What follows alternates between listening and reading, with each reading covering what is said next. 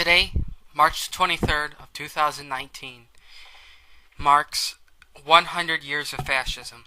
Of third position is thought and action. And so it's been 100 years since 1919. And I wanted to do this really fast monologue, spoken from the heart, about how I became a fascist and how I see fascism moving forward. And maybe a response to some rejections of why they're not fascist, and responses to why I think those are weak arguments. The first thing is I see fascism growing as a movement, as a philosophical system. I think compared to the two main ideologies, communism and liberalism, I think fascism is going to win out, defeating them. I think the fascist worldview is just way much more superior and can give a better answer than those two can. We're still going to see ideology appear. There are people who believe that the 21st century would see ideology disappear and become more pragmatic. I don't see that happening. I see it actually going to be the opposite, because at the end of the day, ideology, it exists. It's out of the sauce is out of the jar. It's there. It's always going to be there, and someone's going to pick it up no matter who it is. And so, what I noticed today when I was looking at some of my Mussolini biographies and reading about the various people in his life, in the fascist movement, and in himself, he said that, listen, man has failed, the ideals never did. And I think that really does say it's true. I mean, not every fascist is a great man. Not every fascist is a good person. But at the end of the day, the ideological system is still the best we got. And it could always fuse with religion. There's these people who are attacking it because they think it's neo-pagan and anti-religious. First off, I don't even know what pagan means.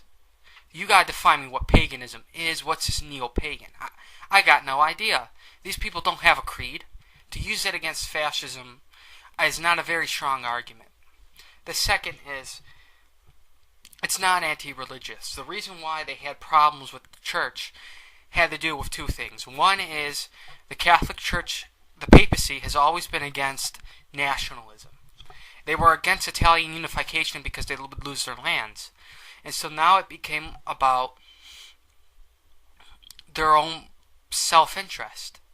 Again, I come from the Orthodox world. This problem would never happen, because we have the symphonia of church and state. That means a symphony of both two, where they work in unison, which is another thing about fascism. It's a good fusion. You could fuse religion together with it. You could fuse traditionalism and futurism. You could fuse Orthodox Christianity and fascism. Now, I hold Orthodox Christianity to be very important. And I see the fascist worldview, the faith, the ethnicity, and I guess racial, all to be into one holistic entity that makes up the fascist worldview. It doesn't knock any social teachings of the Orthodox or even Catholic Church. You could be a good Catholic and be a fascist. It's possible. Second of all, the anti-religious feelings had more to deal with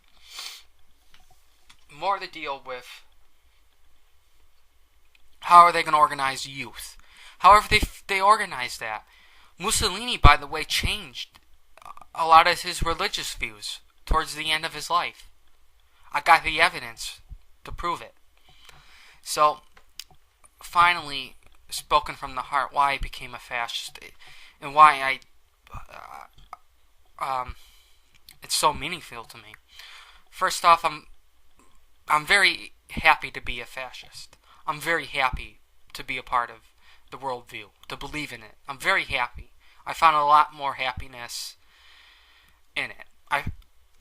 this is going to sound weird, but I got more religious when I entered it. I've always been religious, but it made me even more religious, and I think that's because of the concept of duty. Duty really, really matters to the fascist worldview, and it's just, it drives us forward in what we do, whatever that may be. And that taught me to really do it, to really be more serious, because it doesn't make sense to say I'm an Orthodox Christian when I go to school or when I go to church. By the way, that's what actually real hypocrisy means. To claim you have real belief system that's valid, but then you claim otherwise. The other thing is, I read myself into it. Just like I actually, oddly enough, I read myself into Christianity. I never was agnostic or atheistic, but I always did, and it got me into it really well. So, happy 100 years, and you're going to see more videos from me. I'm going to go into the primary sources of the fascist movement at the very beginning. Thank you, goodbye. Enjoy the 100 years.